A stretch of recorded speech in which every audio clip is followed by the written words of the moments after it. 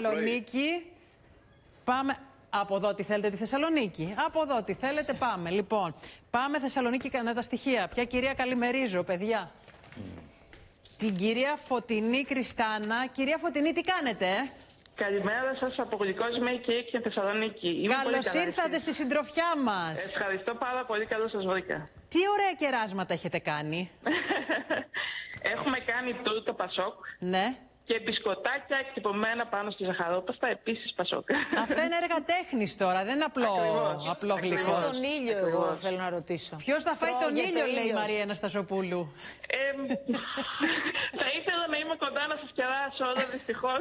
Νομίζω ότι πρέπει να τη στείλετε την τούρτα στον νικητή το άλλο Σαββατοκύριακο που θα εκλεγεί πρόεδρος του Πασόκ. Θα την κρατήσετε και θα τη στείλετε στον νικητή, λέω. Τι λέτε? Θα κάνουμε μια άλλη και θα βάλουμε και το πρόσωπό του. Θα βάλετε και το πρόσωπο. Congratulations. Σωστό, σωστό.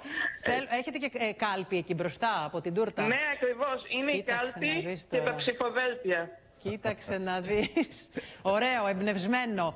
Ναι. Θέλω να μου πείτε, με αφορμή αυτά τα κομψοτεχνήματα που έχετε κάνει, εμείς πήραμε την ιδέα να σας φιλοξενήσουμε από μια τούρτα που είχε και τον Παπανδρέου επάνω, τον Ανδρέα. Έτσι. Ποιος θα τη ζήτησε αυτή την τούρτα και αν φαγώθηκε και... Το καλοκαίρι μια πολύ καλή πελάτησα και φίλη μου ζήτησε, επειδή έκλεινε μάλλον 50 χρόνια, είχε τα γενέθλιά της, να κάνει μια τούρτα Πασόκ. Το παλιό, το ορθόδοξο, που σε όλους θυμίζει ευημερία, θυμίζει ότι ήμασταν καλά, είχαμε λεφτά, 5.000, κάναμε το σκοτάκι 5.000 και 50 χρόνια επιτυχίες, έτσι είχε εγγραφεί η τούρτα της.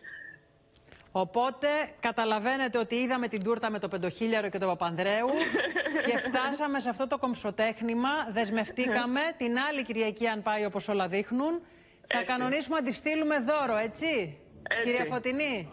Ναι. Να είστε καλά, σας ευχαριστώ πάρα πολύ. Ευχαριστούμε πάρα πολύ και εμείς. Καλή σας μέρα. Καλή συνέχεια. Καλή συνέχεια, έλα Μαρία.